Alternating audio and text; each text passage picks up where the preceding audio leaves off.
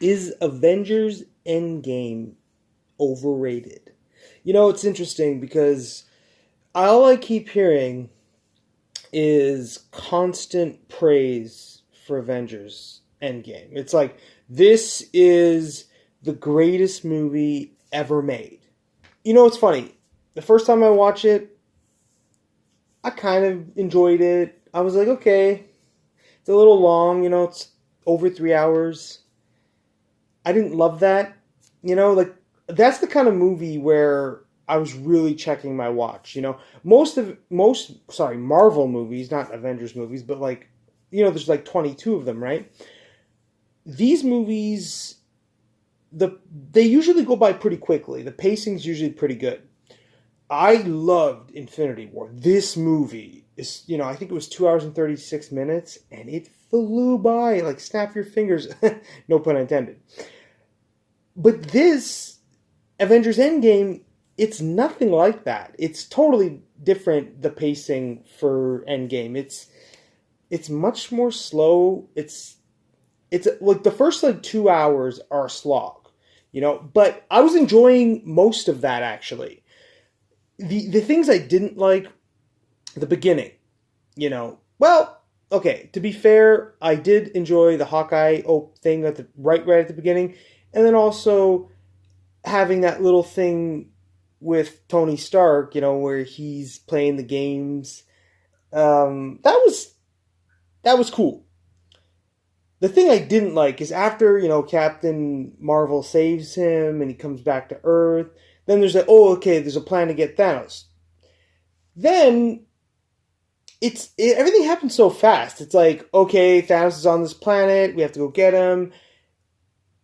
But the thing is, then they get to him and it's like, Infinity Stones are gone, go fuck yourself. And then Thor cuts his head off and it's over. And, that bothered me. And not because, oh, wow, like they killed him right away. There's nothing wrong with that. Yeah. Made me, think, like, why didn't they just have him die at the end of Infinity War? It just, like, what it appears to me is the reason that they had Thanos not die at the end of Infinity War is so that they could have this kind of 15 minutes of, we're going to go get him in the opening, or at the beginning at least. And then we're going to, this was basically for the marketing. All of the trailers are showing, Thor, grabbing the hand and having Captain Marvel, not flinch. And so much of that trailer, it emphasizes, how it's like at that beginning stage. They definitely show things that happen after that in some of the trailers, but I'm talking specifically about probably like the first two trailers. Basically, it's all a marketing like misdirect so that you aren't spoiled, right? And I'm like, it just feels pointless. All of the scenes that lead up to Ant-Man coming back. All of that stuff. And you know what? You have a couple of good stuff. When Tony Stark and Captain America have that argument, that's fine. But it just feels like you could have just had Thanos dead, and then the Avengers are at the same point. Because if you have Thanos dead, right? The movie starts, and then, okay, Ant-Man comes back, the movie begins, right? But then you have this like fake out opening that just kind of wastes 20 minutes. This movie's over 3 hours long. You have no time to waste. So it feels like you could have just, you had the Hawkeye thing, you have the Tony Stark on the ship, Captain Marvel saves him, but then you can have the time jump of 5 years later. Maybe you have a couple other little things in between that. Then you have Ant-Man show up. And honestly, that's where the movie feels like it really begins. Like, when that happens, I was like, well, this is the beginning of the movie. And I enjoyed a lot of it, but it was weirdly paced, this movie. I did like the whole time travel thing, and they were going through all these different times, and there's all kinds of scenes that I really enjoyed. Some scenes seem kind of pointless. Like having, Tony Stark meet his father. Loved it. I loved everything. And obviously it's foreshadowing what happens later, but it honestly feels like that should have been in an Iron Man movie, not an Avengers. It's very out of place. I loved it though. It's funny. I was enjoying the movie up until probably the third hour mark. Sorry, not third hour, the second hour. The last hour of the movie, when, you have the Hulk do his snap. I mean, this is where, for me, the movie kind of starts getting terrible. You have, like, Thanos comes, he blows up the Avengers headquarters. Somehow Ant-Man doesn't die. He's, like, standing there all like, la, la, la, la. The whole thing explodes. He's just fine. You're like, what? His helmet wasn't on. Like, he'd have been incinerated. But, obviously, who cares? It's a superhero movie. There's going to be a suspension of disbelief you have to enjoy this. So that's fine. When it really gets bothersome to me is when everyone's unsnapped, then Doctor Strange's circles start happening, which I did enjoy. Then you have all of the characters show up, which I loved all their introductions. When you see Black Panther, and then you see Spider-Man and Star-Lord and tons of other characters. So when, Doctor Strange is opening all the portals and he's letting everybody in, I really enjoyed those introductions. I mean, you got Black Panther and you got Spider-Man, and I mean, Christ, so many other characters, right? Then, you get the Captain America Avengers Assemble, and you're like, okay, that's pretty cool. However, things get ridiculous after that. It's too much. You know what it reminded me of? A Michael Bay movie, just better directed. Michael Bay, when he's having his action, things get way too fast paced and you can't see anything and things are ridiculous. It was like that, but not as ridiculous. You could see what was happening a little bit better, and things made sense more. And also, I mean, the treatment of the women were respectful, as opposed to like Michael Bay, who's, has the camera like lingering on them, and you have like the slow motion where they're like hair slowly going in the wind. It's like all this action's happening, but like you still have that girl who's like, oh yeah, I'm so hot, and like there's that sun behind them, and it's like really making the sweat glisten off of them. I mean, there's nothing like that, obviously, but oh man, it's just scene after scene of just, Ant-Man's doing this, and Spider-Man's doing that, and Captain America's doing this, and this, and this. It's like throwing so much stuff at you, right? Then when I really thought about it, and I've seen the movie a few times, you're like, wait, what characters really got to do things in this scene? I mean, it feels like many characters appear, but they don't do anything, or they barely do anything. I mean, like the Hulk's in this scene, he does nothing. He had this interesting arc, right, where he's, Bruce Banner and the Hulk are now merged as one person. But it doesn't, what I thought? It was going to go into a direction where he gets into some kind of interaction with Thanos and it would go somewhere. But it doesn't really, he's just there. I don't even remember him fighting at all. Or there's like little characters, you see like Korg, from Thor Ragnarok, who you do see briefly at the beginning. You see him like for a second.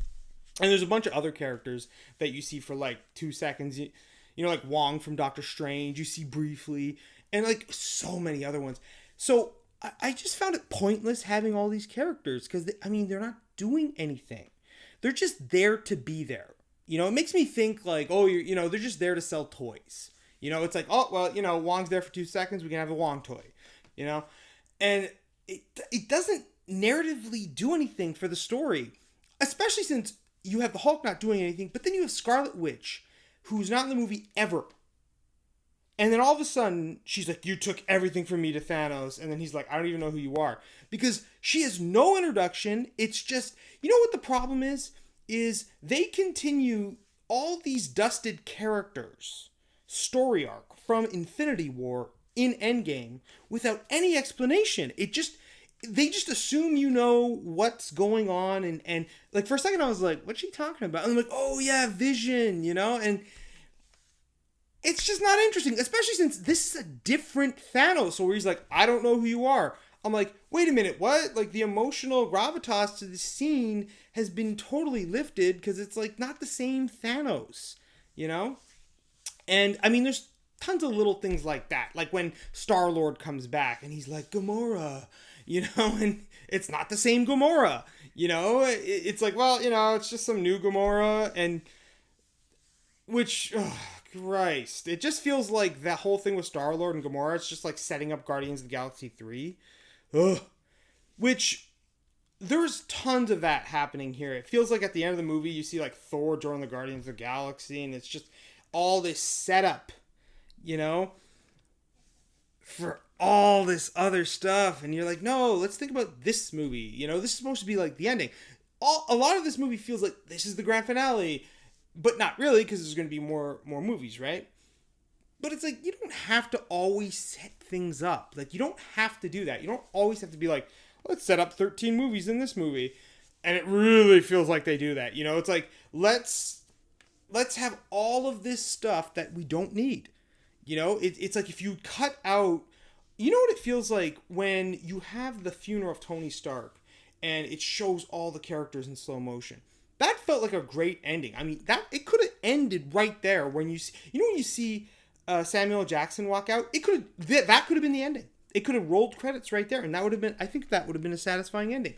Or maybe you have Captain America go back in time, and then that's it. You just see him go back in time, and it's over. And then maybe you have a post-credit scene with him dancing with Peggy Carter. I mean, that would have been, I think, way more satisfying, because then you have him, what? He's an old man? Like, what? What do you mean he's an old man?